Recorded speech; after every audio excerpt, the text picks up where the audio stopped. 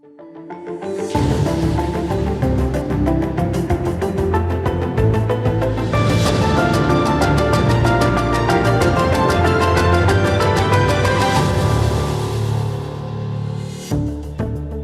morning, everybody. Happy Thursday. We have an amazing show for everybody today. What do we have, Krystal? Indeed, we do. Lots of big stories breaking this morning. We are going to start this morning with the Biden presser that happened yesterday. Lots of gems dropped there to discuss on Kamala Harris, on Ukraine, on Build Back Better. So we'll tell you about that. Also, Trump 2024 is looking increasingly like it will be a thing, because investigations into him and his family and potential financial improprieties continue. So that gives him an incentive to run and avoid any of those investigations or penalties for actual wrongdoing. There's new video of that drone strike in Afghanistan. We have brought you the details of that before on Biden's way out in order to appear tough for the media that was filleting him for, finally getting us out of that war. They executed a drone strike they claimed was on ISIS-K militants. That story fell apart almost instantly. Come to find out, it was 10 civilians. Of course, zero accountability. We have some footage of that strike that came from the New York Times, their FOIA request. It is disturbing to watch, but I think it's important that we sit with it and take a look at it and talk about that. People need to watch it. Exactly, and talk about the bigger context here. Really interesting podcast between Marianne Williamson and Andrew Yang, kind of debating third-party efforts, a la Andrew Yang's Forward Party, and potential primary of Biden and what might be most effective in effectuating change. We also have to bring in the details. Incredible story. NPR reporting with great certainty that Chief Justice John Roberts had asked Justice Gorsuch to wear a mask because Sonia Sotomayor has comorbidities that make her more vulnerable to COVID, and that he refused, and this was the whole thing about what a jerk he is. They are totally shooting down that story. NPR is still bizarrely they're like, we standing by their reporting. Okay. Like, the people involved just said you're full of it. So very interesting details there. We've also got Stoller in the show to talk about antitrust as it applies to the video game industry. But we did want to start, Saagar, with that big Biden presser. Yeah, this Biden press conference was, I don't even know, guys. It was truly bonkers. Although it was the longest press conference of a modern American president. Was it really? I guess that he gets that. I yes, didn't see that longer metric. than Trump, He beat Trump, longer than Barack Obama, and apparently George W. Bush as well. So quite interesting. An hour and 50 minutes, I feel, for the people who were in the room. Let's just lay the ground for this at the top, which is that voters are pretty concerned about Joe Biden and his health. Let's put this up there on the screen. In focus groups, people are basically saying that Biden and his personal health do not look so good. This is from Josh Kraushaar, who is quoting from a CNN study. Focus groups are giving party operatives nightmares. Biden does come across as old and absent, they say. Don't say. Real and perceived fumbles play into fears that he is not up to the job, and Democrats are incompetent. So that was likely the context as to why he decided to stay out there for an hour and 50 minutes. Can I just pause for one second before you throw to the clips? How many times did we say during the Democratic primary, guys, this is a real problem. We're attacked viciously. And something that you should, and it was, you're ableist, and he just has a stutter, and you're being ridiculous, and how can you attack him for this? No, this is not about someone who overcame a stutter as a young child. This is someone who has to appear competent and in command for the American people, and it's not going to go well if he can't. And lo and behold, now even mainstream elite legacy media journalists are having to admit that, there are some problems here. 3 years later, Krystal, people really need to remember we were viciously attacked on our show for pointing out some of his stumbles and just very clearly saying, look, we are not denigrating the man for his age. We are simply saying that there is a strong, anybody knows. You look at an old person, they're not the way that they used to be. I personally, and you did as well, had seen Joe Biden speak in the flesh 10 years ago versus now. Not the same guy. I was at that debate where he destroyed Paul Ryan. There you go. He was the supposed wonder boy of the Republican Party. And I saw him at a rally literally the exact same year. It is not even close to the same person who you see standing in front of you today. And that was just very full-on display, possibly igniting an international crisis. We'll start with Kamala Harris, where he decided to put two things to rest. He said he is going to run in 2024, and Kamala will be his vice presidential nominee. Let's take a listen. You put Vice President Harris in charge of voting rights. Are you satisfied with her work on this issue? And can you guarantee, do you commit that she will be your running mate in 2024, provided that you run again? Yes and yes. Okay. You don't care to expand? Pardon me? Do you care to expand on voting? No, there's no need to. I mean, I asked the question. She's going to be my running mate, number one. And number two, I did put her in charge. I think she's doing a good job.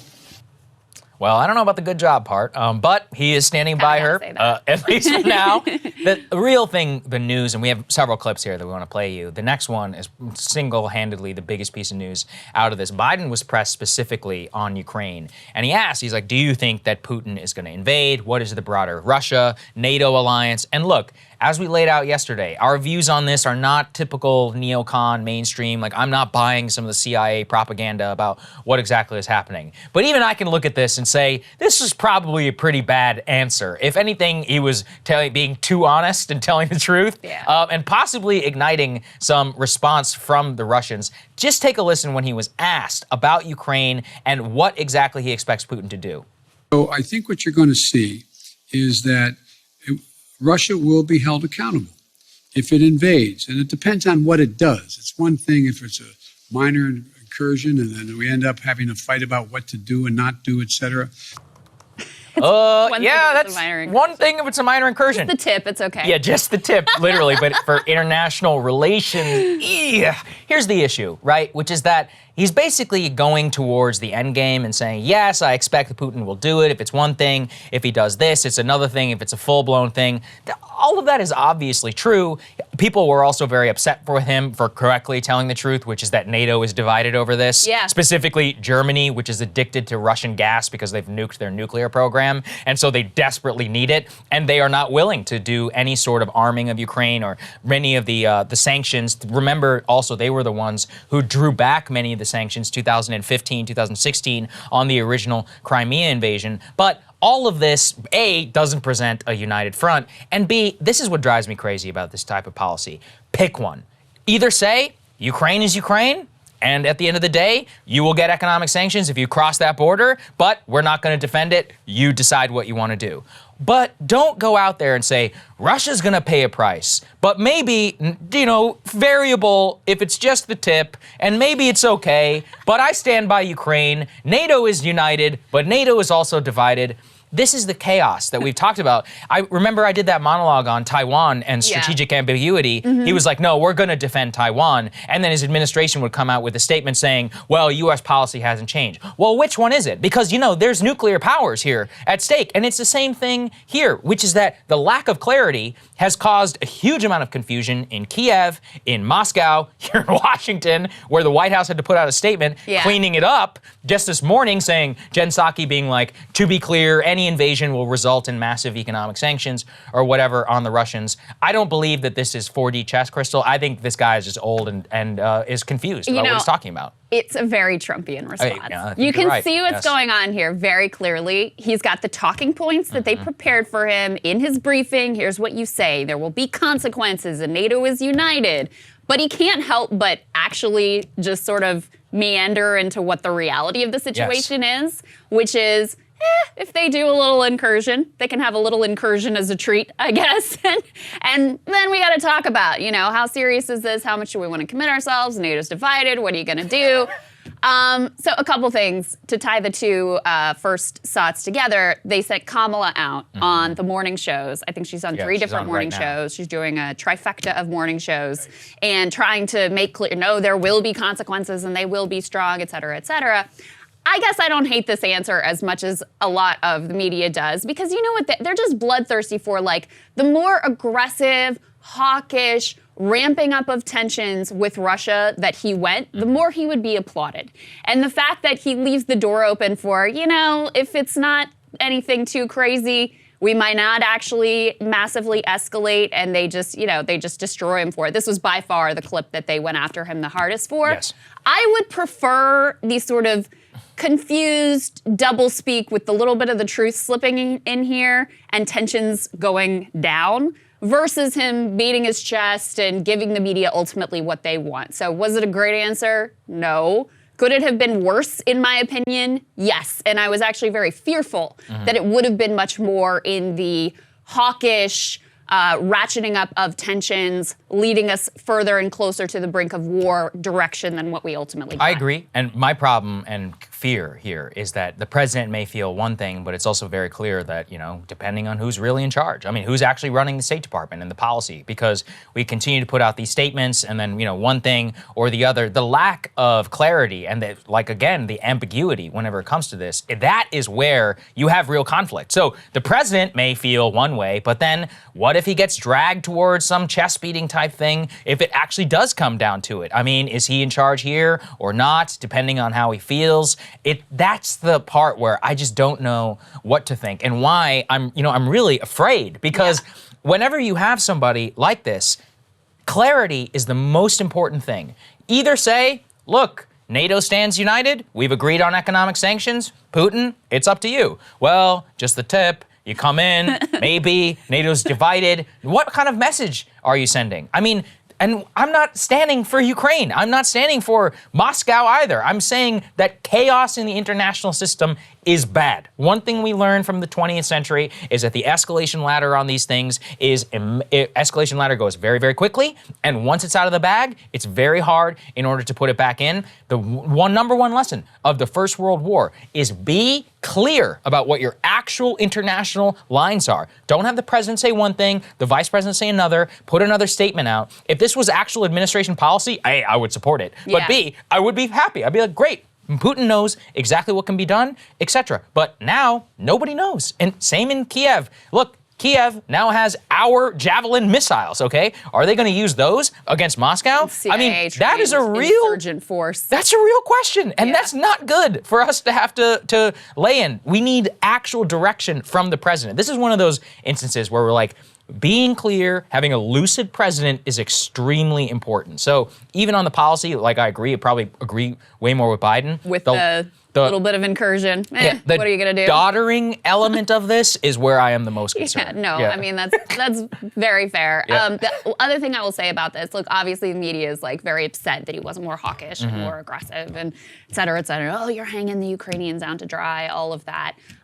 But just imagine if this was Trump. Oh, yeah, they would lose it. Yeah. Oh, it would be, what does Putin have on him? And they'd be calling for his impeachment again over, in their words, green-lighting a Russian incursion into invasion of Ukraine. I mean, you can just imagine the fire alarm level freakout that would have occurred if this was Trump, and we'd be going back to, what if he was a Russian agent since 1987, and where's the P tape and all that stuff. I mean, they impeached the guy because he didn't want to arm Ukraine. I mean, and he did. Obama, but he actually did. Yeah. Obama didn't arm Ukraine, and they were cool with it then. He does arm Ukraine in a much more aggressive stance towards Russia, but because he's verbally playing footsie with Putin, they don't pay, they can ignore all of the actual more hawkish militant actions versus Russia. It's ludicrous. So. By the way, I have to correction to make. Yesterday I said that the U.S. armed Ukrainian rebels. That was incorrect. I said that meant that the U.S. armed Ukrainian government. The rebels are the people in eastern Ukraine who are on the Russian side. So I apologize for that, and that's just me correcting my statement. The other major piece of news that came out of this from the so-called domestic agenda, Biden saying that they will have to break up the Build Back Better Act, not specifying actually, though, which parts are going to be forward. Take a listen. I think we can break the package up, get as much as we can now, and come back and fight for the rest later. So interesting there, Krystal, saying, I'm going to break it up. This came after news that Bill Clinton had apparently called Biden and told him to break up the package and see exactly what we could get on there. But I'm quite doubtful. Look, it's January 20th. They technically have a couple of months before the midterms really start to ramp up. Senate floor time is a very precious thing. Nobody knows which pieces people actually agree upon. And also, the White House, it's not like they're deploying a full-fledged effort on, okay, let's get the child tax credit. You know why? Because Joe Manchin opposes child tax credit. Mm-hmm. They're not going full bore and saying, okay, let's do prescription drug pricing. Why? Because Kyrsten Sinema opposes the prescription drug pricing. So what do they agree on? Expanding the Pell Grant program? Yeah, okay. Great midterm agenda, guys. Good luck with that. I don't want to denigrate it. Pell Grants are good for, poor kids and all of that, but that ain't no transformative piece of legislation. This is the part where the sad part, that people need to understand is the things that they all do agree on, all 50, are the most mealy-mouthed, nothing-type programs, which would make him look like an idiot for spending so much of the country's time and political capital on, that I still expect very little to get done, Krystal. Yeah, well, and if they're just using it as like a messaging tool for the midterms, obviously that's pathetic. What you really need to do is to be willing to put Joe Manchin in a tough spot where he's on the wrong side of an issue that in his own state is an 80-20 issue. Or put Kirsten Sinema on the wrong side of an issue that in her state is an 80-20 issue, like prescription drug reform is a perfect example. But they're too afraid to stand up to these two individuals or anyone else in the caucus and actually do the muscling and the hard work to get these things passed. Let's be clear. I mean, the strategy of breaking it up and making things uncomfortable and making people take really difficult votes, that would have been a much better strategy from the beginning. Either that, or going all the way back to the beginning of the administration, they should have had some of these things in the must-pass relief bill, some things that, you know, would have persisted and not expired after just 1 year. Or they should have kept together the infrastructure piece and the Build Back Better piece, because that was the only leverage that they actually had over those people, and then maybe you would have had a better shot at it. Barring that, the next best strategy would have been to, from the beginning, go with these super popular and some of them quite transformational agenda items. I mean, something the president has talked about repeatedly is how much he cares about free community college. Yes. That would be really significant. But that's opposed by Sinema. But it makes it divides the Democratic caucus a little bit. It puts people on the spot. It makes them, you know, puts them at odds with their donors. And you haven't seen any willingness from the White House or from congressional leadership to make these corporate-backed individuals uncomfortable. So while the strategy is a better one, and Bill Clinton is many things, but he's not a dummy when it comes to political strategy, the strategy is definitely a better one, but it depends on what pieces are you going to put up, and are you actually willing to make people like Sinema, Manchin, and Warner and the others who are hiding behind them uncomfortable with regards to their social circles and their donor bases? That's the question. So it just matters a lot what the execution is. Yeah. And at this point in turn, if they think this is going to save them for the midterms, I don't even think they delude themselves in that regard. And the other thing, we'll probably talk about this on Monday, that CNN article that we led with where the operatives are like, oh God, he's old and absent. The bulk of that article is about how the Biden administration is so incompetent, they don't even have a political operation. All of these members of Congress, it's different from Obama. They actually do want Biden to campaign for him. He isn't that level of toxic that Obama was, but they're just completely absent, completely onto lunch, no strategy, no muscle. This is not surprising, by the way, for anyone who has actually followed Biden in his career after his very first election to the Senate. He hasn't really had a tough election since then. As vice president, that was all Barack Obama's political operation. And as vice president, he had a very dysfunctional sort of dynamic within his office where he micromanages everything, but he can't make decisions. So things just get bottlenecked, and you end up with the level of mismanagement and incompetence that is the polar opposite of what people thought they were voting for when they voted Joe Biden into office. Absolutely right. And finally, we had to do this with the GOP. You flagged this one, Krystal. Biden's surprised Republicans aren't working with him. Interesting. Take a listen. I did not anticipate that there'd be such a stalwart effort to make sure that the most important thing was that President Biden didn't get anything done. Think about this. What are Republicans for? What are they for? Name me one thing they're for. And so the problem here is that I think what I have to do in the change in tactic, if you will, I have to make clear to the American people what we are for. We've passed a lot. We passed a lot of things that people don't even understand what's in it, understandably. So funny, Krystal. He's like, what are Republicans for? I didn't anticipate this level. I'm like, dude, did you live through your own vice presidency? Well, where were you? What's happening? I have to say, I actually was kind of surprised that Republicans even gave him the infrastructure package. That's a good point. Well, no, that's because the Chamber of Commerce and the Business Roundtable. Of course, yeah, the business people all wanted it, and they pushed him to do it. But that's as far as you're going to get. Like, where have you been for the past 2 decades? This is obviously They were not going to hand you your agenda. And let's throw this next tear sheet up on the screen. I went back and looked. Because remember during the primary, he covered some of this. He kept insisting, after Trump goes, it was like the fever's gonna break. Remember how to Barack Obama said? He kept saying that. He said that Republicans, once Trump is gone, they're gonna have an epiphany. Things will fundamentally change with Donald Trump out of the White House. He said, not a joke. You will see an epiphany occur among many of my Republican friends. It's already beginning in the House now. If we can't change, we're in trouble. This nation can't function without generating consensus. It can't do it. And so, this man has been in Washington for how many years? 35, 40, something like that. It's like 50 years that this man has been here. I mean, he's almost 80 and he showed up when he was 30. Actually, wow, so yeah, he's been in years. Washington for like 50 years. And you couldn't see just the most basic political dynamic that any moron who just exists in this country? No. They're not going to work with you. Whatever bipartisan era that you came from 40 years ago is long dead and gone. So it just shows you how apparently this man learned nothing from his experience during the vice presidency. For all his talk about how, you know, and his aides would say, oh, we're going to do things different and it's going to be FDR and all this stuff. Like, you have no idea what you are doing in this town.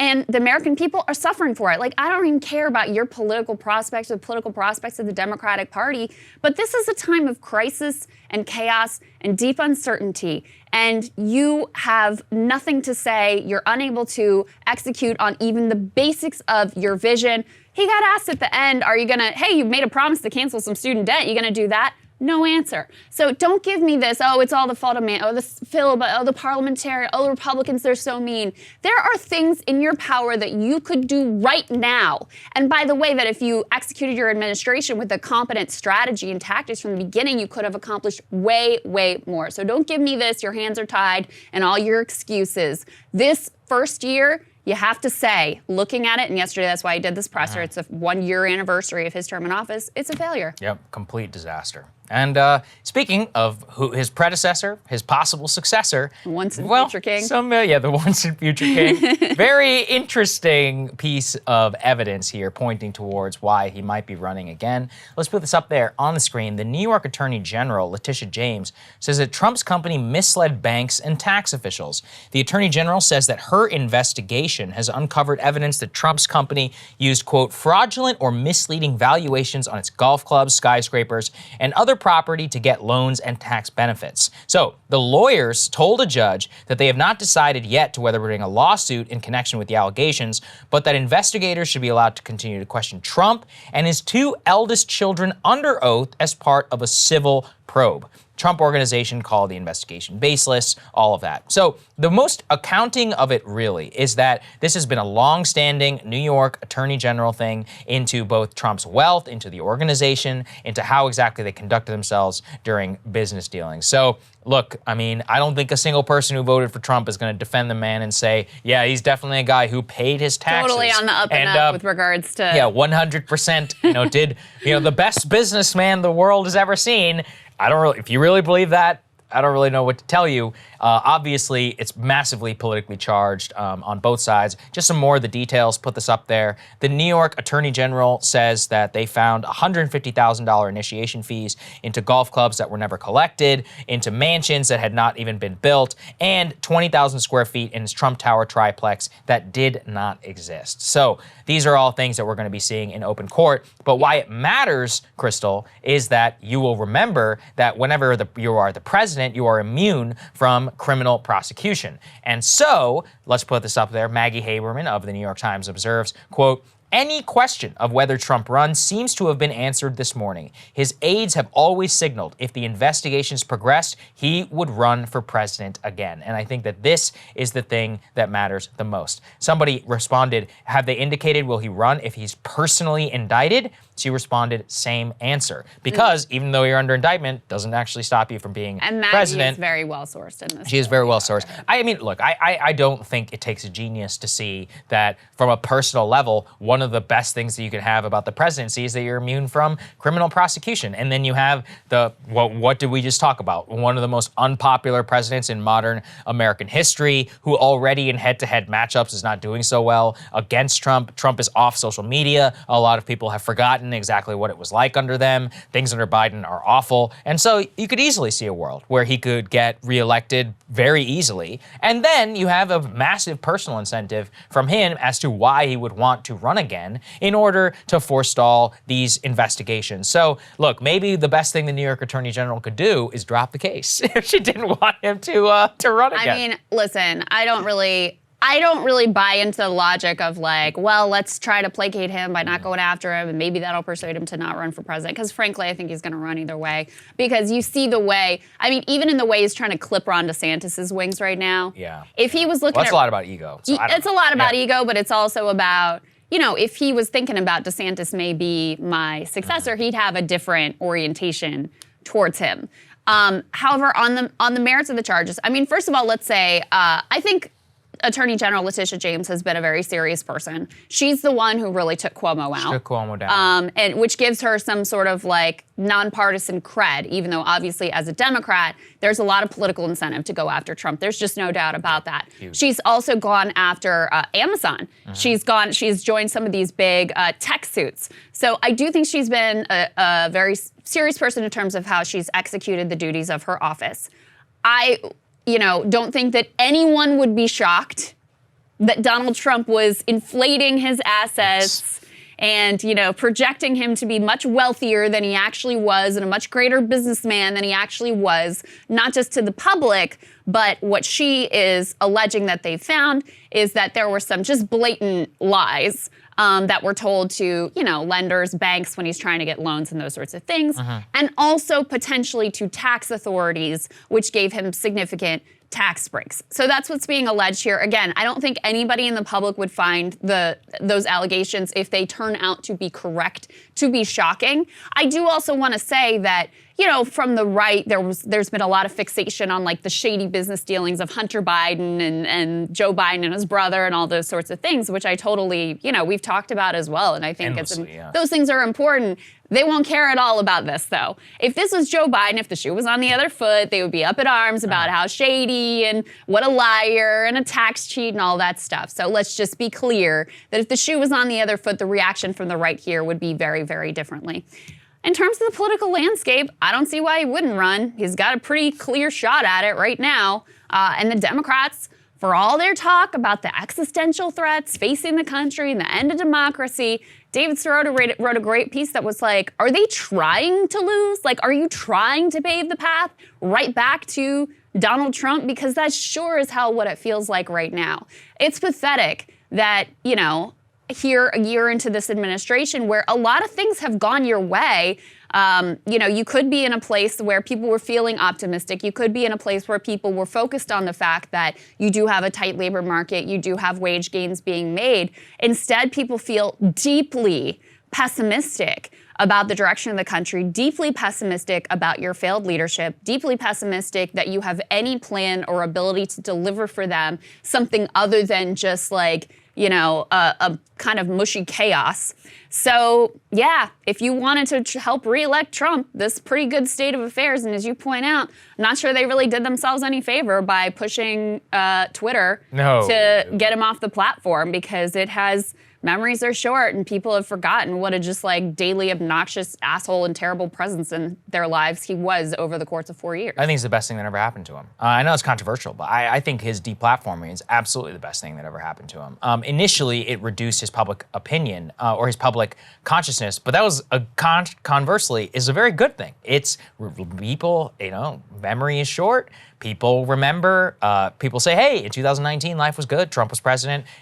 Look, that's just how people are in terms of the associational thinking that they make. Most people don't spend a lot of time thinking about politics. They just simply think about the conditions of their lives. And Biden's single failure is that most people's lives are chaotic and they're miserable. And if you can't make that go away, you're gonna suffer. Or at the very least, you can't seem to appear to trying to make those things go away, you're especially going to do badly. So I do think Maggie's right. There probably is no question. That being said, I had heard, some of his advisors will say things like his health permitting. But look, honestly, he looks pretty good. You know, he looks a lot better. He's lost some weight. Looks more vigorous than Biden. More vigorous. You know, that's Joe high Rogan, bar. you know, observed something about Trump, which I found fascinating. Every president in history has aged dramatically in the job except for him. He was exactly the same. Yeah, 'cause it doesn't weigh on him. It didn't weigh on him. Doesn't care. Yeah, I mean, that's probably right. You know, look at Obama's face, look at George W. Bush's face, or that, I've seen this, if anybody's ever here in DC, go to the Portrait Gallery and you can see the death mask of Abraham Lincoln, as opposed to a mask that he made in 1860. The Civil War lines in his face Really? are unbelievable. Wow. Yeah, it's in the National Portrait Gallery in the presidential section. But with Trump, he looks better post-presidency than he did actually while he was in it. So look, I would say if I was a betting man, I think he's going to run again. Yeah, So- and Biden said Kamala would be on the ticket with him, and he has said he's going to run again. Yes. You know, assuming he's able. But I don't think that anyone in this town is going to stop sort of jockeying and wondering whether he really will be the nominee next time around because of exactly, you know, what these focus groups are saying. Like, he already looks like he's not really up to the job. So the problem for them, though, is like, all right, who else are you going to put in? You know, I mean, Kamala Harris, good luck. They dreamed that Pete would be their savior. Billionaires love Pete, obsessed with this guy. But it's, you know, he's not going to be any stronger of a performer, significantly stronger of a performer than Kamala Harris is. So hard to see who they could even replace Biden with that would be a better bet for them at this point. Oh, you're right.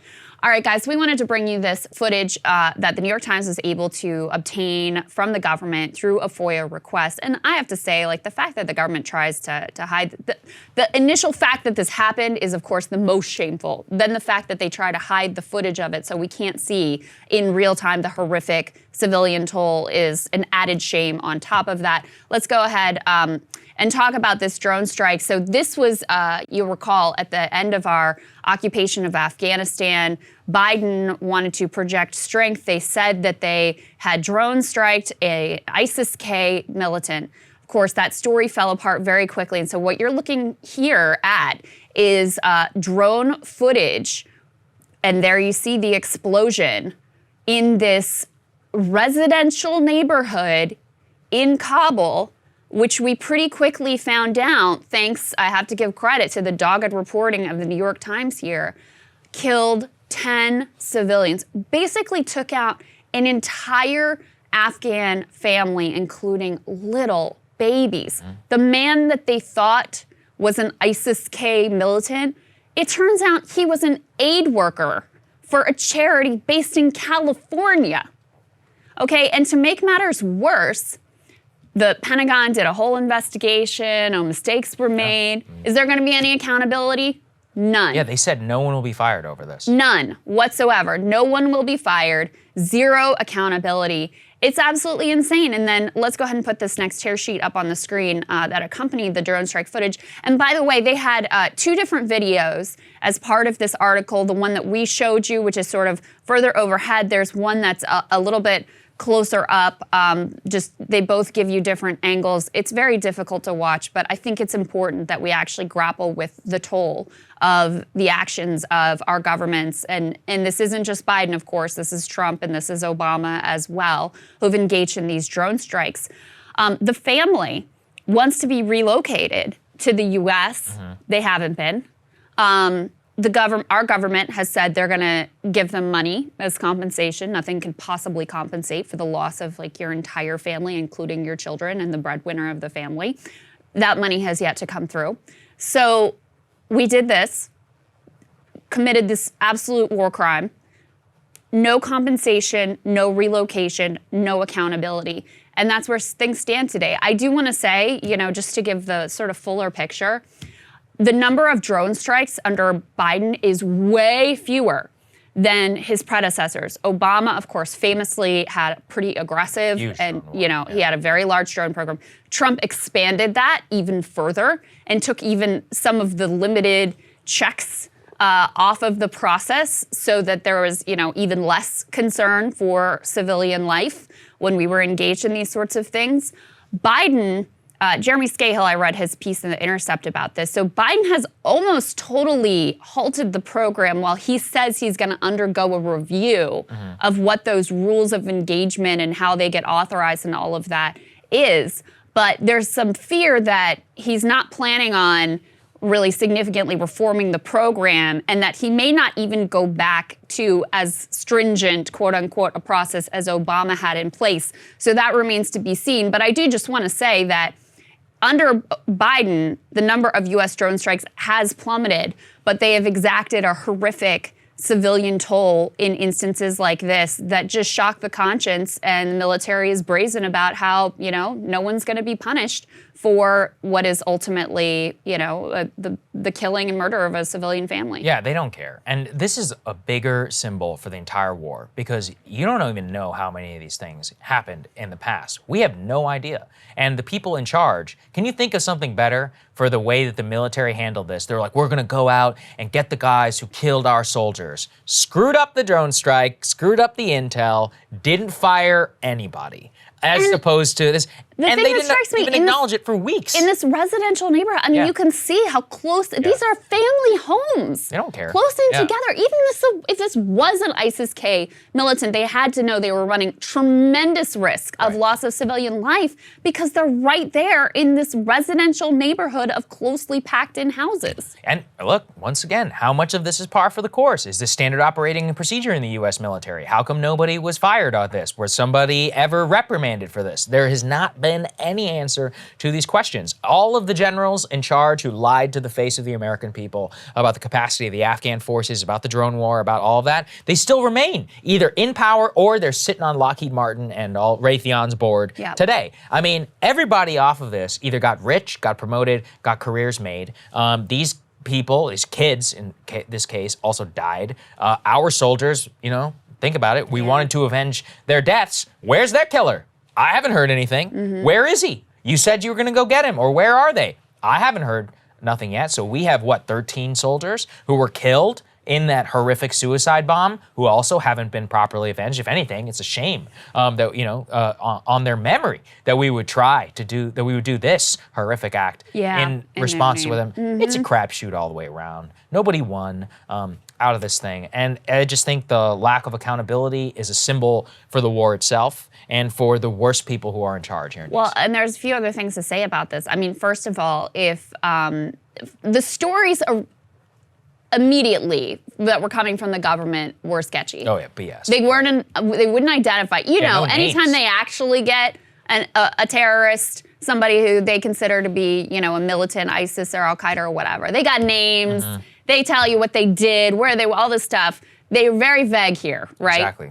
The only reason we even learned the truth about this, and it wasn't just some online rumor that gets dismissed as, these Afghans, they just complain and they just make stories up or whatever, is because New York Times was able to dig in and get surveillance video of the individual going about his day, going to his workplace, getting a jug of water, filling it up, bringing it home. Like, they were able to be on the ground and piece all of this together. That's the only reason we found out the truth of this situation, which obviously raises the question of how many more fit this exact same pattern. The New York Times has also done very good reporting into atrocities in Syria that were equally covered up. A drone strike there that killed scores of civilians, that there was, in fact, an inspector general report into it that was so sanitized, and they bulldozed the area so you couldn't gather any evidence. So sanitized, it didn't even mention the place or that there was a drone strike by the time it went all the way through the process.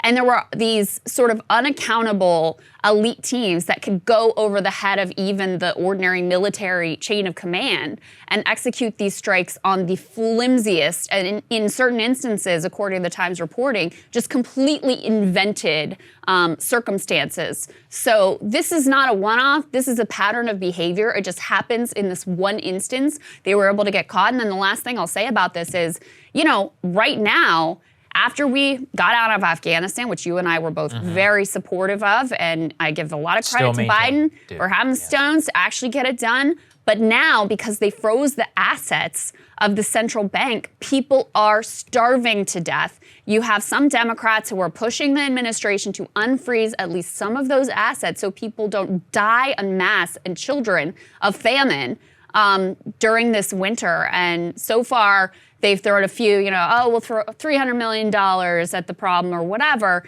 It's woefully, woefully insufficient. And, we're complicit in effectively a mass famine right now. It's completely morally inexcusable. Yeah, I mean, I read a story yesterday that Afghans are turning to Bitcoin because they literally don't have any money. I mean, because of the central bank removal that they've had, that been pulled out from underneath, and are having to use crypto in order to try and buy international goods.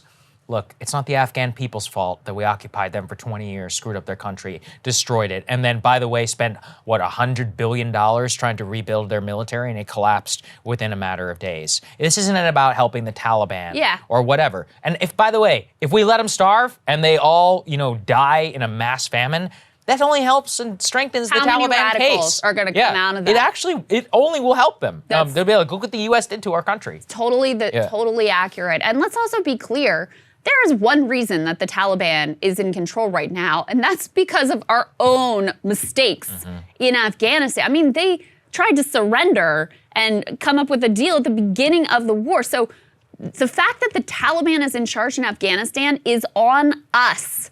But there they are, and now they're the rightful government. We're going to starve the people because, Biden wants to appear tough and not have the talking point that he's funding terrorists. Okay. It's a disgraceful situation. It really is. All right, on a somewhat lighter note, but I think appropriate to some of the conversations we're having this morning, there is growing interest in some sort of a challenge to Biden, either through a primary of someone to his left or through a sort of third-party effort to break up the two-party duopoly. Two people that we, have had respect for, Marianne Williamson and Andrew Yang. Marianne went on Yang's podcast, and they had a whole discussion about this and how it could play out. And I thought it was very thoughtful. I thought it was very interesting, engaged conversation. Andrew, of course, has started the Forward Party, focused a lot on democracy reform, things like ranked choice voting. They're going to have an open primary process for the presidential election. Marianne has been more interested in the direction of, hey, what if somebody challenged Biden in the primary in 2024, if it even is Biden who's running on the ticket, or challenge Kamala Harris or whoever their Pete Buttigieg or whoever their anointed successor is. And so they had an exchange on what they think the right direction is. Here's a little piece of how that conversation went. Political parties are not even mentioned in the Constitution. George Washington warned us against them in his farewell address. John Adams said that they represented the greatest threat to democracy. This idea that they get to be the gatekeepers they are, when in court the Democratic Party argued that they don't owe it to people to let the person who got the most votes win. We have to call the duopolistic system on what it is. And let's remember, the duopoly is actually a monopoly. We talk like how divided we are. They are not all that divided, because the bottom line is the military-industrial complex will get what they want. On that, we are not divided. Oil companies, more than not, will continue to do what they want to do. On that, we are not divided. Big pharmaceutical companies will continue to obstruct any chance of universal health care. On that, we are not divided. They divide us so that we don't recognize how undivided they are in some very essential ways. So one of the things Marianne said in that conversation, which I thought was a good way to frame it, on the question of third-party effort versus a primary challenge to Biden. And, neither one of these is an easy feat. Obviously, the deck is almost completely stacked against any sort of a third-party effort. Even the most successful third-party efforts in modern history have fallen dramatically short. But you also have the way that the DNC plays their cards and the rigging we saw against Bernie Sanders and the way they treated, Mike Gravel and Tulsi Gabbard and Marianne Williamson and Andrew Yang very unfairly through that process. But Marianne put it this way. She said, a third party, that's really what you're after, is to influence the conversation. I'm kind of paraphrasing here. It's like, okay, I can push them, I can influence the conversation. When what you really need to do is replace these people. And I thought that was a pretty compelling argument that she made there. Look, ultimately, and we've talked about this on this show before, and I think you and I are both more or less of the same mind about this. I don't like denigrate third-party efforts. I think they have been important throughout history to push the major parties to adopt the morally correct and more populist position. But in terms of actually overturning the apple cart and having a shot at taking over a party and doing something different, the only examples we have of that in modern times is by running through one of the two major parties. And Donald Trump, even though he ended up being, effectively just like all the other Republicans, just with more bombast and obnoxiousness, they didn't want him to win the Republican nomination. Elites were very uncertain about this guy and where he was ultimately going to take things. And they tried, in their own way on the Republican side, to stop him from ultimately winning. And he was able to do it, fully took over the Republican Party. Of course, now he's just made it all about himself and the same old like Paul Ryan Chamber of Commerce friendly policies the Republican Party has been about for decades. But if you had a different person there, it didn't have to go that way. No, ultimately. Of course. It was more of a matter of personalities. One of the posters I have right there, right behind me, you can see down at the bottom, is of William Jennings Bryan. And the reason why is because William Jennings Bryan is exactly the person who did what you're discussing. The Cross of Gold speech put him on the map in such a big way. He was the presidential nominee of the Democratic Party, 1896, 1900, and 1908. And this is the thing about Bryan. He was a nobody, nothing congressman who then comes out and in a single speech takes over the entire Democratic Party apparatus, which is just BS, Gilded Age, nothingness, transforms it into a force that eventually takes the presidency under Woodrow Wilson. That would never happen under him. The whole great commoner and the populism of that was a takeover of that party. And originally, some of that energy had been concentrated in something called the People's Party, which was like a agrarian populist force of the 1890s. But eventually, what happened is that by getting subsumed in the Democratic Party, it changed the party apparatus and it changed the coalition more than anything. This is the thing about brittle parties. And this is why, look, things are bleak right now, don't get me wrong. But in times of bleakness and when everything is crumbling, you have the opportunity to really break everything apart and rise from the ashes. So that's why I think a third party right now, fine, I think it's okay, and it pushes things in the right direction. But taking over the existing party apparatus, as we saw that Trump destroyed these people, all within, what? It took a matter of 6 months. I remember Republican elites saying there's no way this guy can win. Next thing you know, he is the party's nominee at the convention in 2016. The same thing could be done in the Democratic Party today. Kamala Harris is the least unpopular successor in modern history. Biden is incredibly unpopular. Who's left? Hillary? I mean, who's on the bench? Seriously. If I were a betting man, honestly, I would look at the total type of outside candidates, people like Eric Adams, Jared Polis, who you talked about. Those types of people are definite contenders, but also from the more left side, like a Marianne Williamson. The real thing is that the currency in the Republican Party is you have to be hated by the elites and hated by the media. That is the only thing that the base cares about. It's a little less clear what exactly that the Democratic base wants. Under Trump, they just wanted one thing. We want Trump gone. Yeah. That's why they were willing to go with Biden. But I think enough of them have seen with Biden, oh, well, that's actually not enough. We need somebody who can win. And from that point of view, I think that when you scramble somebody's brain like that, anything is possible. Yeah, I mean, listen, if Biden is the incumbent and he runs again, that's a very tall mountain to climb. There's no guarantees about that, though. And if he is not running, then that field is wide open. What I will say is, though, even in the instance where he is the incumbent running for re-election, there is so much dissatisfaction with him that I think, somebody who played their cards right and ran a savvy campaign, I think there'd be a lot of energy behind that person and would be able to garner a significant chunk of the vote and really forcefully challenge them. As far as the forward party effort, which, when I interviewed Andrew, I kind of pushed him a little bit on what his plan was and how this was all going to work out. He's focused on these sort of democracy reform agenda items, which I am 100% in favor of and totally support. But I think without a sort of domestic agenda and a foreign policy agenda that really challenges corporate power and established entrenched interests, I think you could end up with a lot of these sort of like enlightened, centrist, like no labelsy types. Oh, totally, yeah. That kind of gravitate towards it. So that's my fear with the direction that that party could ultimately go in, but we'll see. I mean, again, like I'm for more democracy, not less. And so if there are people who are running in that primary who are interesting, I mean, we'll certainly cover it here with great interest and see where it ends up going. And if it ends up, the great thing Andrew did in the Democratic primary was putting universal basic income on the table. It was dramatically unpopular. It was unknown and unpopular when he started. Now it's in the mainstream of American conversation. It's, you know, broadly supported. It ended up being acted on in the form of direct checks to the American people under both Trump and then also under Biden. So if he's able to have a similar impact with things like ranked choice voting, that would be a tremendous service and improvement ultimately for the American people. Yeah, there we go. Okay, let's move on. One of my favorite fake news scandals that we've seen in quite some time. So a little inside baseball, but actually ended up blowing up on Twitter.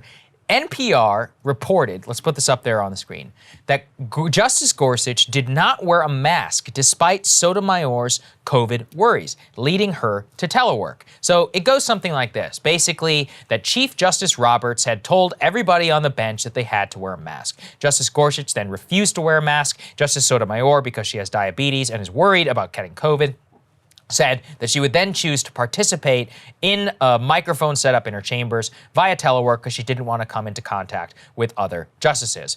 People got pretty upset about this. Saying, oh my God, Justice Gorsuch, how do you not respect somebody like this? He's such an, he's a POS, like all this stuff, right? So they're getting very upset with Justice Gorsuch. It becomes a huge thing on Twitter. It blows up, some tens of thousands of retweets in terms of that reporting. Well, the next day, let's put this up there on the screen. The joint statement was put out by Justices Gorsuch and Sotomayor saying, quote, reporting that Justice Sotomayor asked Justice Gorsuch to wear a mask surprised us. It is false. While we may sometimes disagree about the law, we are warm colleagues and friends. Now, here's what's important. The copium after this, Krystal, the cope, for those who are not as online as I am, was, well, the report said Justice Roberts asked them to wear a mask. So technically, the story is still true.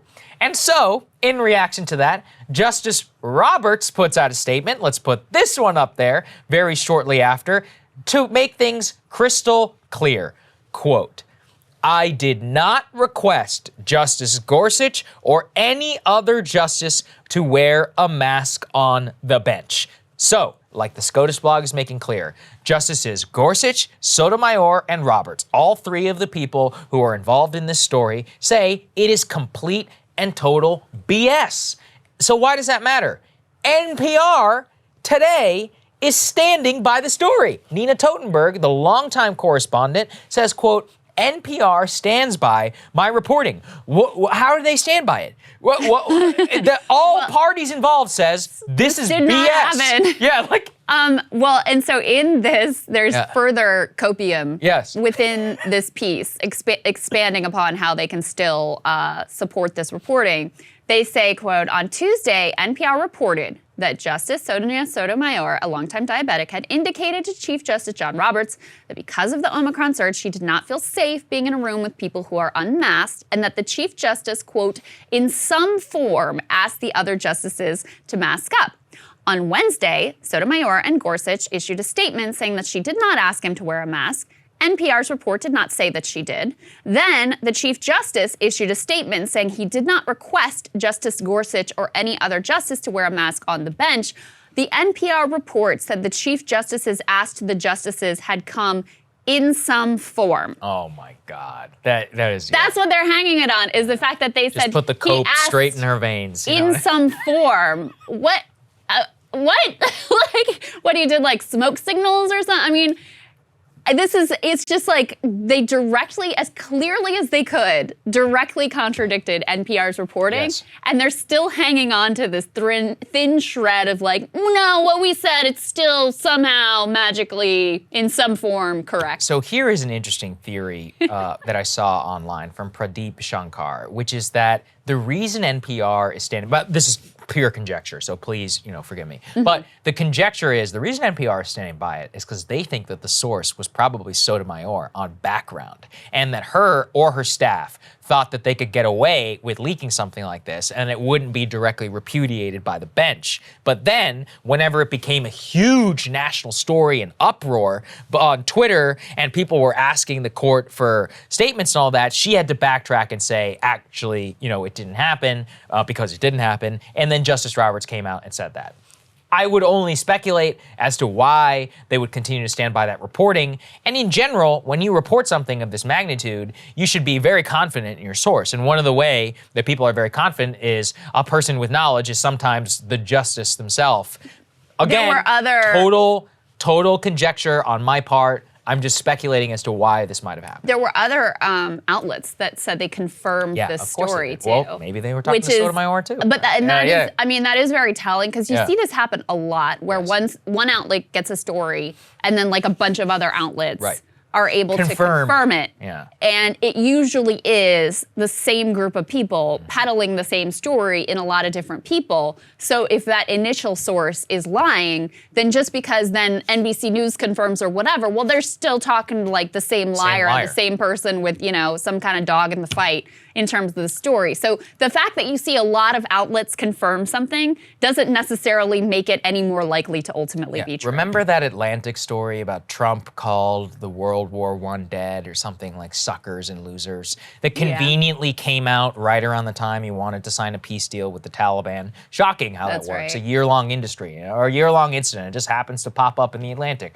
right whenever we're going to have a major peace deal with the Taliban. Wild, right? Well, I remember it came out and immediately all these Pentagon correspondents start confirming it. Nobody will tell you who said it, who heard it, or whatever. And it became a massive story that the Atlantic, by their own admission, netted like 10,000 yearly subscriptions or whatever off of this thing. And then Biden goes out and be like, attacking Trump or whatever. It's total manufactured BS. But that was a true and clear window, I hope, for all of you, and to see how when you confirm a story, it only depends. You can confirm it by talking to the same liar. How do you know that they're not lying to you? Their standards are rock bottom. So this is the fakest of fake news that you could ever see. And the fact that NPR, a government-funded institution, is standing by the story is outrageous. But it's very convenient. Remember they put that statement out about the lab leak theory? They're like, we're not going to investigate it because it doesn't matter. And it's like, what? Wait, what? I mean, what is happening here? Watching this institution, which I grew up listening to, go down the drain in terms of woke politics. They have some wonderful podcasts, though, I will say. Maybe. Invisibilia is I don't even listen anymore. It's pathetic. I remember, This American Life, all this stuff. They invented an entire genre.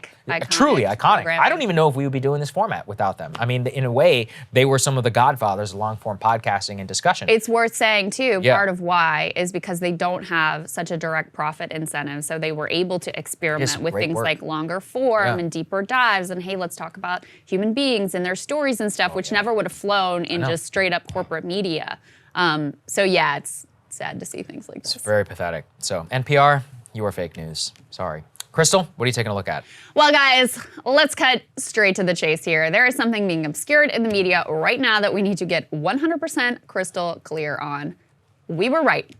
Those of us economic leftists who said that putting the neoliberals back in charge would be wildly inadequate for the moment and result in paving the way back to Trump or worse, we were totally 100% correct. Those of us who said, even if all you care about is winning, Democrats, getting behind Joe Biden, a man who has been wrong on nearly every substantive issue of his lifetime as a member of the Senate, would be a disastrous mistake. Yeah, he eked out a nail-biting victory over Donald Trump, a man who had just spent months making it abundantly clear just how wildly irresponsible, dangerous, and dishonest he really was. But now Democrats, having followed the Biden neoliberal DC establishment playbook to a T, are poised for historic and preventable losses. This is not because Biden went too far left or did too much, or as Paul Bagala suggested, because Democrats have bad followers. It's because neoliberalism is a hollow, rotten shell that has been rejected repeatedly by voters, but like a zombie continues to rise from the dead and ruin every institution of note in this country. I need you and everyone else to understand that whatever excuses the media and Democratic elites want to make, the failures we are living through right now are the direct result of the pathologies and failures of neoliberalism. The news item in particular that led me to feel the need to make this clear is this one. Tiger Beat on the Potomac, also known as Politico, is tracking how some of Biden's most reliable media boosters have turned on him. And you'll never guess what many of our brilliant minds in legacy media have identified as the cause of Biden's problems. It's the left. Leftists in general, and Bernie in particular, are ruining what would have otherwise been a glorious neoliberal era of milk and honey. Tom Friedman says that Biden can right the ship by running alongside Liz Cheney in 2024. Chris Matthews returned from exile to send out this oddly spaced old man tweet. I want hardball fans to know how I appreciate your faith in me. 2022 could be a great time to show what we've learned. I tried to warn we were headed too far left. No word on whether he still fears being rounded up and executed in Central Park for his capitalist beliefs. Chris, blink twice if you're okay. But taking the cake for bad analysis was this New York Times' own David Brooks, who tweeted, "Today is the day for Biden to begin revamping his presidency in a more centrist direction. There is no path forward for a leftish agenda." A leftish agenda. What in God's name are you talking about? The only left-ish things that Biden actually did, those were all at the beginning of his administration, back when he passed a relief bill with direct checks and signed a few moderately beneficial executive orders to do things like lift wages of federal government employees, re-enter the Paris Climate Accords, and make things here in the U.S. And back when Biden was doing those left-ish things, he had an approval rating of 55% versus the 40% that he has now on a good day. He went from positive, net 12, to being underwater by almost exactly the same amount. Seems to me there's no viable political path forward for a centrist or corporatist agenda. The idea that there's no way Biden could accomplish a leftish agenda is similarly ridiculous. Biden could sign an executive order today canceling debt. He could expand Medicare. He could legalize weed tomorrow if he wanted to. He could also actually put some muscle behind one of the myriad of leftish economic agenda items with massive popular support and shame folks into either voting yes or justifying to the American people their corrupt no votes. So I don't want to hear it with your preposterous version of events. You all got the guy that you wanted. You got the meaningless theatrical displays instead of governing you wanted, and he has executed on the strategy that you wanted. He promised you that nothing will fundamentally change, and guess what? He's fully delivered. While we're at it, let's dispel some rumors about Bernie's influence on Build Back Better, because that is a key talking point among the Biden went too far left crowd. The problem for Biden right now isn't that he did too much, it's that he failed to deliver on really much of anything. And that failure is a direct result of Joe Biden's strategy. Bernie didn't want to waste months of time trying to get a few Republicans on board with a corporate infrastructure package that was a wish list for Wall Street. That strategy killed momentum and killed the little bit of leverage you had with the corporatists in Sinema Mansion and the others who like to hide behind them. What's more, the original $6 trillion Build Back Better bill was nowhere close to the Green New Deal and Medicare for All that Bernie did campaign on. It was a massive compromise to start with, so it wasn't Bernie's bill, but it was the opposite, and it was the opposite of Bernie's strategy. But in fairness, the provisions in it could fairly be called a leftish agenda. And guess what? Polling shows that every one of the elements of that compromised leftish agenda are, in fact, wildly popular. They're roughly a gajillion times more popular than Biden, Kamala, and the failing Dems. Elder care, hearing coverage, clean energy jobs, universal pre-K, paid leave, all have a significant margin of net support. And even after all this time, corporate fear-mongering and Democratic bungling, Build Back Better overall still garners majority support from the American public. But leftish is not leftist. And Build Back Better was also undercut by another key neoliberal failing: their obsession with making every single thing they propose so damn complicated that no one can even understand who benefits and why. They couldn't just send a child tax credit to everyone. No, it's got to have an income cutoff, and it's got to have a phase out. They couldn't just have actual universal pre-K. They have to propose a block grant with only a short-term and woefully inadequate funding mechanism and no way to ensure consistent quality.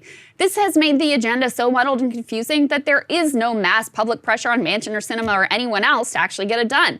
And that is a big reason that Build Back Better ultimately failed.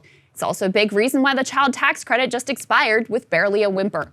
So for those of you keeping score at home, you got a president who has hobbled his own agenda by obsessing over rules and norms, who further destroyed his agenda by chasing that longtime DC fetish of elite bipartisanship. A president who has thoroughly rejected the left ideal of universality in favor of the neoliberal obsession with markets and means testing, who has only made the barest nods to the labor struggles that are unfolding across the country, taking no positive actions to actually strengthen their hand or to shame the greedy plutocrats who are involved. In other words, this administration is a pure distillation of late-stage neoliberalism. Exactly what all of you legacy media pundits who are hand-wringing now said that you wanted. Breathe it in. Let it flow over you. Pump it through your veins. How does it feel?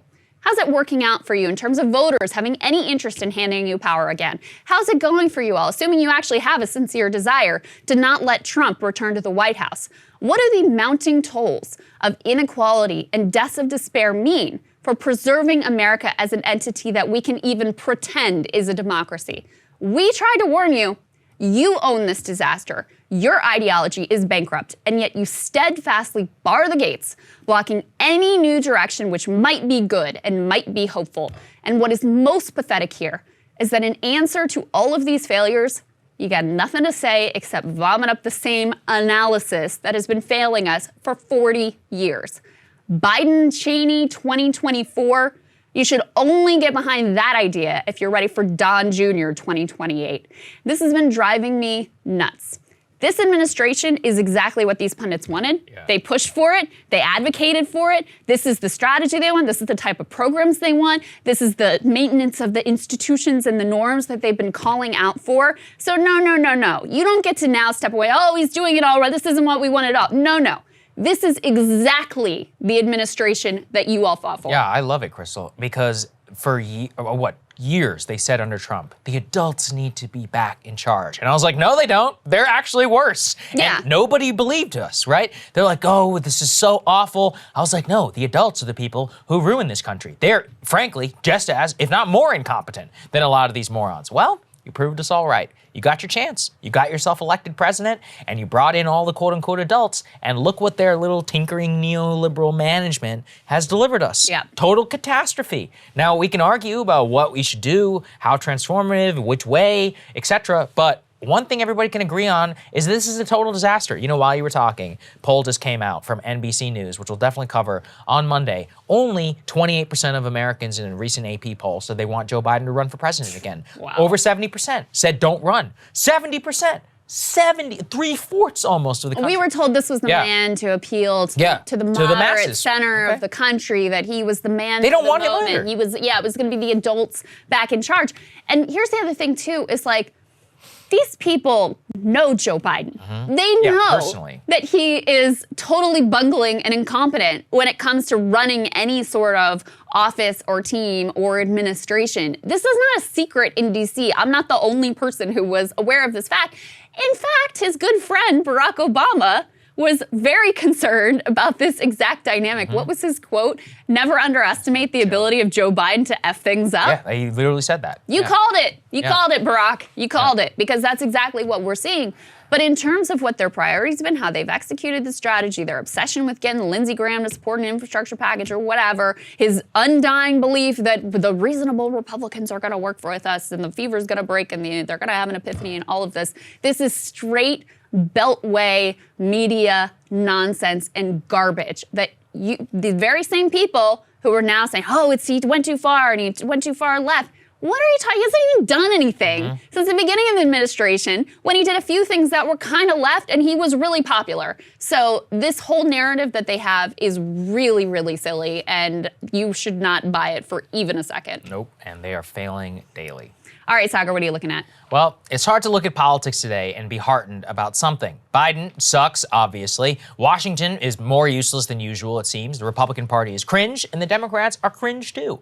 Every once in a while, I am surprised and reminded, though, of why we keep slogging away at this business. Because every once in a while, something breaks through to the masses. Because of the internet, millions of people slowly get red-pilled as to how rigged the system is. The first sign of this I saw in the post-Trump era was GameStop, the war of retail versus the hedge funds. But to me, one of the most interesting backlashes that we saw in modern memory was the backlash against BlackRock and other Wall Street firms which seek to buy as much single-family housing as possible to turn America into a nation of renters. In short, they want to take the last thing in your life that you own and sell it to you on a temporary basis. They have their enforcers in the media, the literal bugmen, who think that it's fair to be penniless as long as your technical needs are met with a closet of an apartment and a job that pays you just enough. It's a war on the middle class, and it has continued since that outrage over about 6 months ago. But I've got bad news for all of you. It's getting even worse than before. So let's take a listen.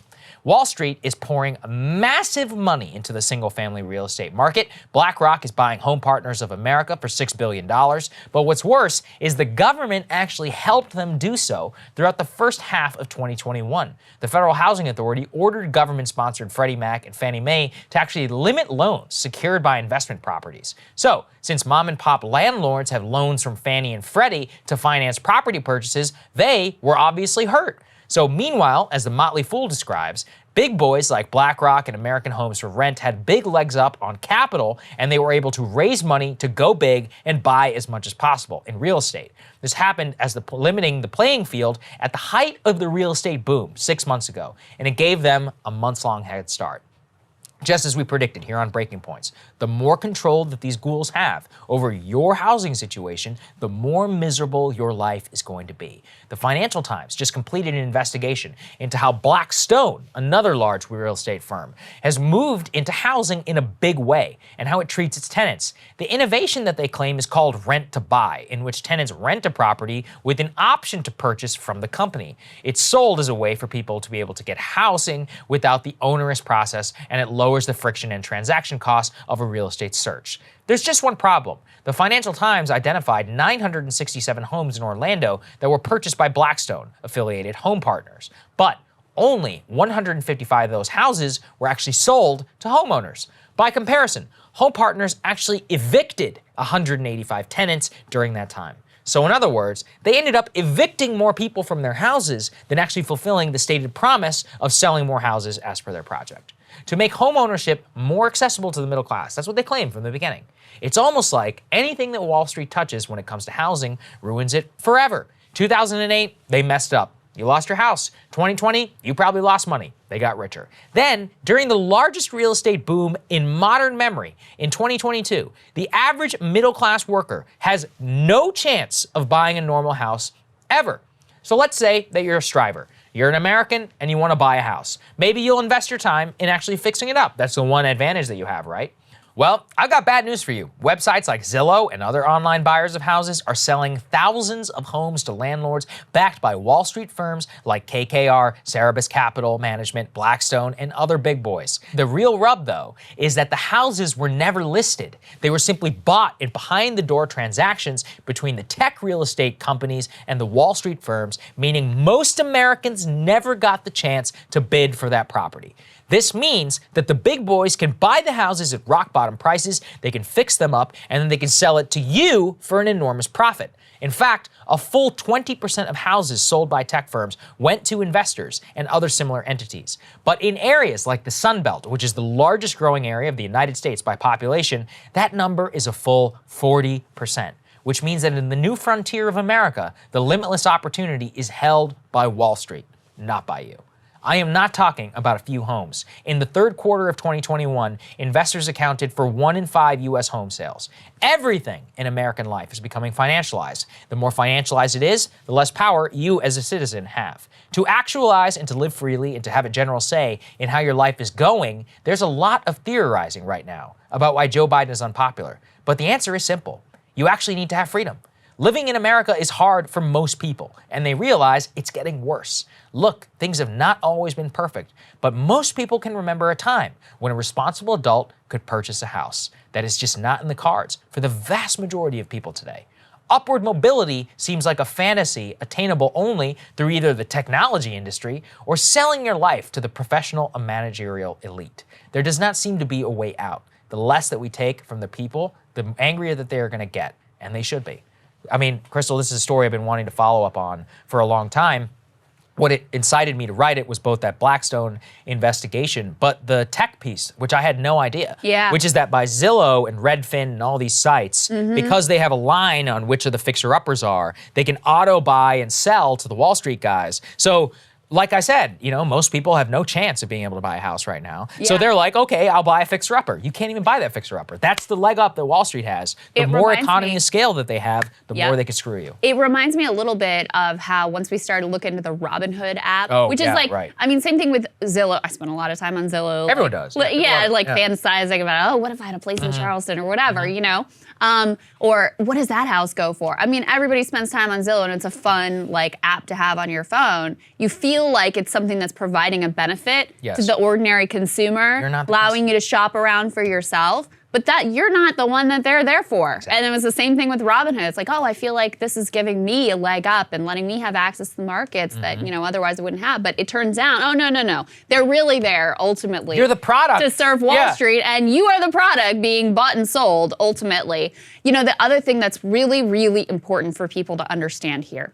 We have this whole fantasy narrative about free markets in this country, and we're about to have Matt Stoller on to talk about how one of the many ways that is a fantasy.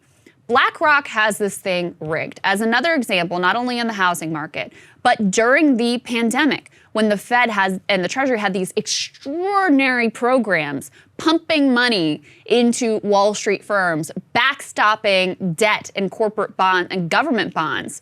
Guess who was picking the winners and losers in that extraordinary transfer of wealth? BlackRock. Guess who also stood to gain and did massively gain from that extraordinary transfer of wealth? BlackRock. They were on both sides of that transaction. Now they would say, and by the way, this is from this book, Davos Man. Yes. Kyle and I are interviewing the author of him on Krystal, Kyle and Friends. We should get him here as well. I know you're going to like that book too. I'm interested. But they said, we have this separation of church and state between the side that'll be, picking the winners and losers and the ones that are doing the investment. So it's totally okay. You look at the fine print, you know what they actually had? A 2-week cooling off period for people to move back and forth between those two sides of the equation. And then you go and look at the numbers and they profited to the billions. So listen, I'm not saying that, the people who run BlackRock are idiots. They're not. No, they are smart. not competing in a free and fair market system. Quite the opposite. And they will tell you, if they're being honest, that people who are trying to compete in a free and fair way are suckers. Yeah, they're suckers. Yeah. The whole point of guys like Bezos and Schwartzman and all these guys is to try to rig the market so they have an unfair advantage, because that, my friends, is how you become a billionaire. Yeah. You don't get there by playing by the rules and just having a better product and getting a little market edge. No. You get there by the type of rigging that you expose here, which is going to have devastating consequences for people who are just trying to achieve the American dream. This is all you got. The house is the last thing in order to build wealth. Most people are never going to start their own business. Most people are never going to be able to do anything. This is the one way you have to build equity, to be able to finance it, possibly in the future, pay for your kids' college education, leave your kids a little bit something. And, you take that away from people and they will truly have nothing. And that's exactly what's happening. All right, we got Matt Stoller on the show. He's going to be talking about Amazon. Let's get to it. Joining us now, great friend of the show, Matt Stoller. We're going to be talking about the FTC, antitrust, big tech, and gaming, all of that. Matt, it's great to see you, man. There's a lot going on in your world right now. It's all happening. Yeah, it's happening. So Microsoft announced yesterday they're going to be buying Activision for $70 billion. What do you think about this, Matt? I mean, we see a lot of consolidation here in the gaming industry. A lot of our audience probably are gamers. YouTube is a big place for gaming people. This is something the mainstream media doesn't really look at, but this is a massive market and it has huge impact for a lot of people's lives. Yeah, gaming is, it's huge. I'm not a gamer, but it's it's an industry where you've traditionally had a lot of independent game publishers, but what is happening now is you're seeing a kind of attempt at there's been consolidation, but this is an attempt to kind of turn gaming into a series of walled gardens, which is fairly similar to what happened with Hollywood and streaming over the last 10 to 15 years. So Microsoft is buying Activision, and what they're trying to do, gamers everyone knows Game Pass. Yes. It's and it's essentially a subsidized kind of Netflix-like service. And I say subsidized because Microsoft doesn't make money on it, and then they just they use their other profit streams, which are massive, to effectively try to to give lower prices than anyone else could afford to attract people into their system. And then they'll eventually try to raise prices later on. This is a really big merger, the purchase of Activision. It's a $69 billion merger. But for Microsoft, it's almost nothing. I don't want to say it's a rounding error, but it's like 2 to 3% of their entire market capitalization, right? So they're still making, $20 billion, $20 billion a year on Windows and Office, their cloud. Cloud services. Yeah, and all that. They're a $2 to $3 trillion corporation. So a $69 billion purchase isn't that significant. However, there is an open question as to whether this purchase will go through because of increased antitrust scrutiny. And the stock is trading, or was trading yesterday, at about $83. It went way up, but Microsoft's offer is $95. And that spread means that investors don't actually think that the deal is certain to go through. There's a little bit of risk. And at the same time as you saw Activision stock go up, you saw Sony's stock crash.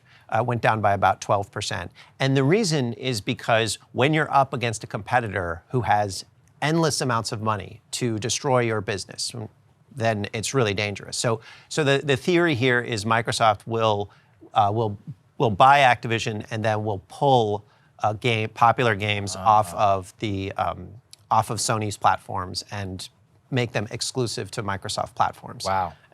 So that's what that sort of fight is about. And the interesting thing about Microsoft is that it is one of, if not the biggest company in the world.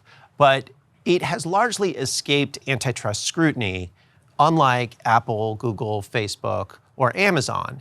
And it obviously there was a huge antitrust suit against Microsoft in the 1990s.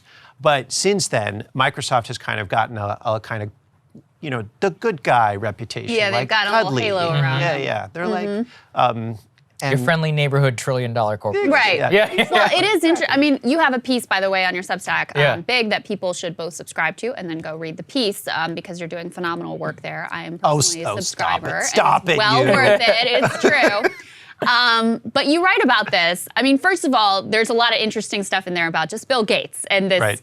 In the 90s, he's this villain, he's this rapacious capitalist, Right. He's getting called, he's being dragged before, all this stuff.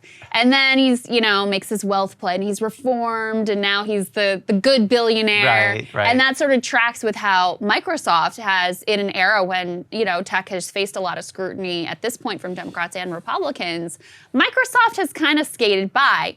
And what you say with regard to this particular purchase, and this is reading directly from your piece now, is you say that Microsoft's purchase of Activision wouldn't normally raise a lot of fuss in antitrust circles because there are still competitors in the game publishing market. As Microsoft gaming head Phil Spencer noted, the firm will be number 3 in gaming, and gaming is not a place where Microsoft has a unique capability. But that is only under the old antitrust framework, as Jonathan Cantor noted, with digital markets and stacks of products creating ecosystems that have lock-in, such a narrow lens does not make sense. So explain that concept, because you can see Microsoft saying, we're number 3 in game monopoly, what are you talking about? But you have to look at the whole ecosystem and all of the things that they're doing to see how they have, ability for anti-competitive behavior here. Yeah, so this gets to the second big thing. Well, there's so much happening this week. It's all happening. Yeah. But so a couple of days ago, Lena Khan, who runs the Federal Trade Commission, and Jonathan Cantor, who runs the Department of Justice Antitrust Division, which are the 2 main enforcers of fair competition laws, they came out with an ask for information for merger guidelines. Now, this sounds really nerdy, but it's actually all the money and power in the world. Okay, because companies structure the economy by choosing how to merge and how not to merge. And since the 1980s or so, we've had a really lax way of understanding merger policy. So in 1982, Reagan's antitrust chief, Bill Baxter, said, there's a law against illegal mergers or against mergers that create monopolies. It's called the Clayton Act, but we're not really going to enforce it anymore. If a company is big, we used to think in America that if a company was big, it was probably because it was doing anti-competitive things. Not always, but often. And so the enforcers would be really scrutinize big companies. In the 1980s, Baxter, prompted by Reagan and Robert Bork and a whole bunch of others, said, no, if a company is big, it's because it's good at what it does. And why would you want to stop mergers? Like that, businessmen know what is good for their companies. And if they want to merge, who are we to stop them? And so you saw roll-ups across the economy. And that's why you have firms like Microsoft and like Apple and Google and CVS and a whole bunch of, the private equity and so on and so forth. So that, what Lena Khan and Jonathan Cantor did on Tuesday is they said, we're going to rewrite the merger guidelines, right? We are no longer going to take a very narrow lens where we said, oh, okay, only if you can prove an inefficiency or if there's just some changes in prices, basically the evil nerds who control the world, we're not going to listen to them anymore. That would be like the economists who say bigger is better. And we want to hear from people who have been through mergers. We want to hear from farmers. We want to hear from entrepreneurs. We want to hear from workers. Tell us what you think we should be doing with mergers. And they asked a whole set of detailed questions, and they laid out basically a different philosophy of how to think about corporate power. And one of the things, I think the important thing that Jonathan Cantor said was, we have these digital markets, and it's not just about whether you make one video game and you're competing with someone else who makes a different video game. It's also about the platforms. It's also about the subscription services. It's about, a whole series, a kind of an ecosystem. And we can't think about just sort of very narrow lenses of competition. We have to understand the broader platform question. And this applies to, kind of everything that's going on in our digital economy. And so that's why that matters. Right. A merger like this would traditionally not be a big deal. They just kind of wave it through. But now when we're thinking, well, do we want the video gaming industry to be a series of walled gardens? That's a different question. Can you explain to people what that term means, walled gardens? Yeah, so a walled garden, I guess it came from...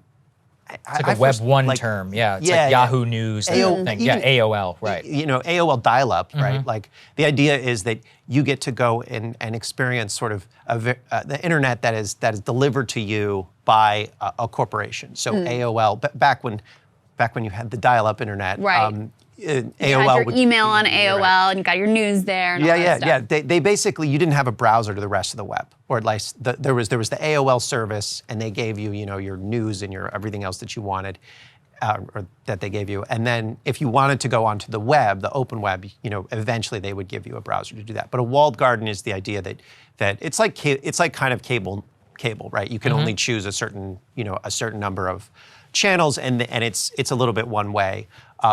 So what really the goal of a lot of firms when they look at an open system like the internet is they're like, well, how can we create artificial scarcity? And how can we deliver to the consumer and not allow the consumer to sort of organize or talk back?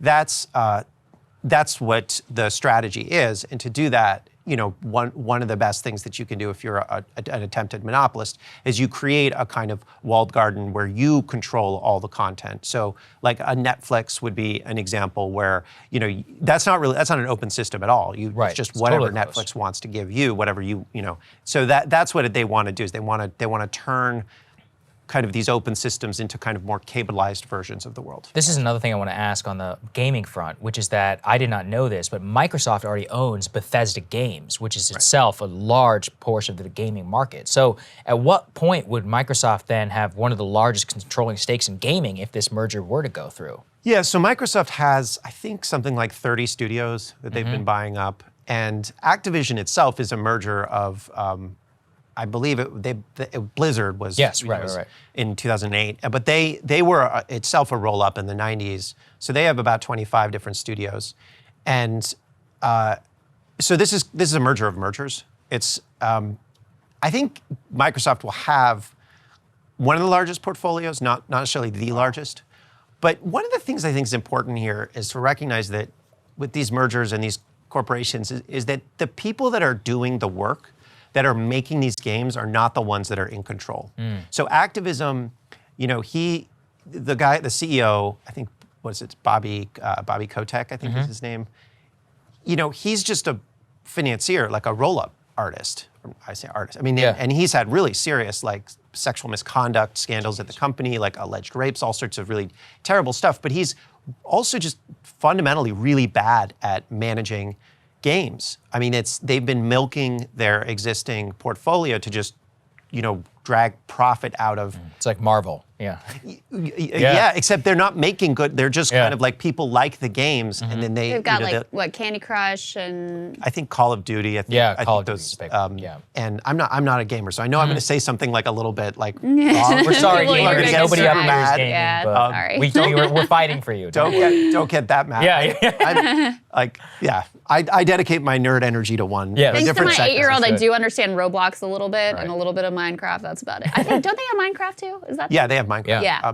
But the other, actually, and there's another interesting angle here, which is that a lot of the fight over gaming is over sort of which walled garden gets to dominate. And it's the mobile platforms are where Microsoft doesn't have access to mobile platforms.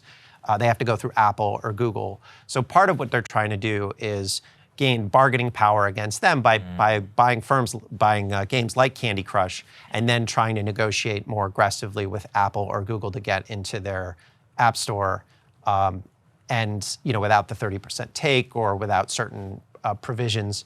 And so the idea there is well, Google and Apple are trying to, they have effectively a lot of control over mobile gaming.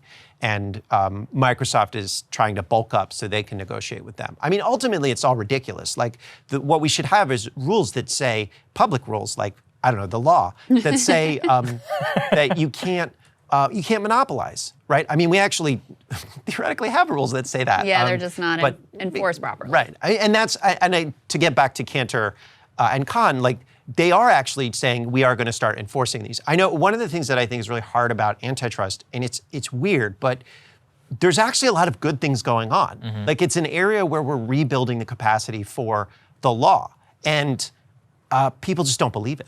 Yeah. Like, they're just like, they don't have any faith that it's actually going to matter. I mean, can you blame them? Well, so I'm looking at the CNBC headline, my go-to news source.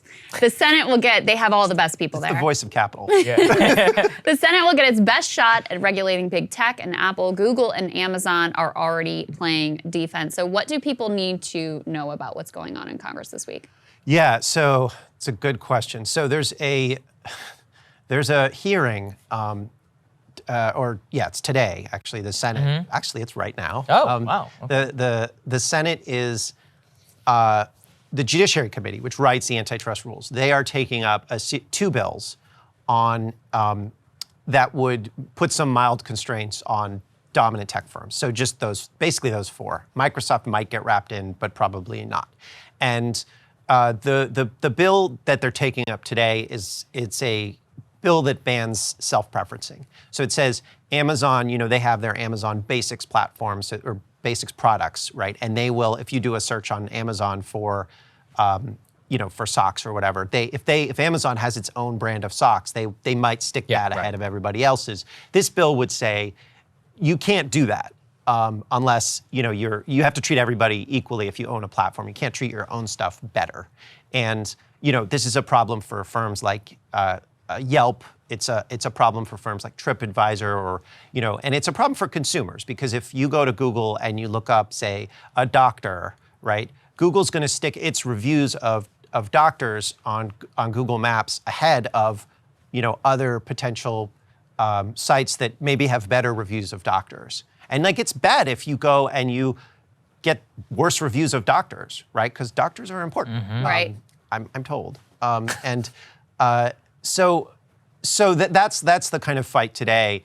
But this has been a fight for many years, and it all came out of an antitrust investigation in 2019 and 2020 in the House side, where David Cicilline and Ken Buck, who I know you guys have had on had them your show, both. they spearheaded a bipartisan investigation where they went through millions of documents and brought the big tech CEOs and grilled them, and didn't look like fools, actually. They actually looked like they knew what they were doing, and said, tell us about your business.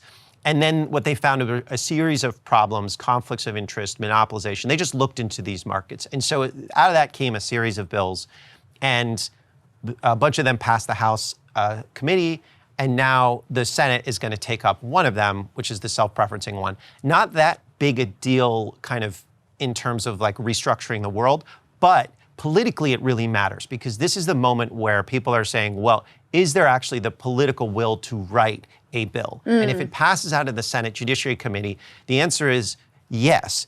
then it's kind of open season. A lot of stuff becomes possible. And if it doesn't, then we'll probably get delayed for a few more years in terms of writing legislation. So it's kind of a put up or shut up moment in terms of, okay, are you all Democrats and Republicans just happy to go on chess beat for your like pet causes with regards to tech, or you actually serious about regulating this market? And so we'll get a clue to that, or a little bit of an answer to that this week. That's right. That's right. Okay, good. Well, you'll keep us updated, Matt. It's been really fascinating. I hope some people got something out of this, and it will help you understand, if you are a gamer, some of the meta big forces, and also if you're not, you know, this is a huge portion now of the economy. So there we go. Thank you so much for joining us, man. Thanks, Matt. Thanks for having me. Of course. Thank you guys so much for watching. We really appreciate it. You know, in terms of your support, it means the world. You know, Krystal, yesterday our A block mysteriously was just not able to be played on the YouTube app, which I have yet to receive a proper response as to yesterday? Democrats saying that, what was it, cult following, Paul Begala saying they had bad followers. Yeah, so mysteriously everybody who's watching it on YouTube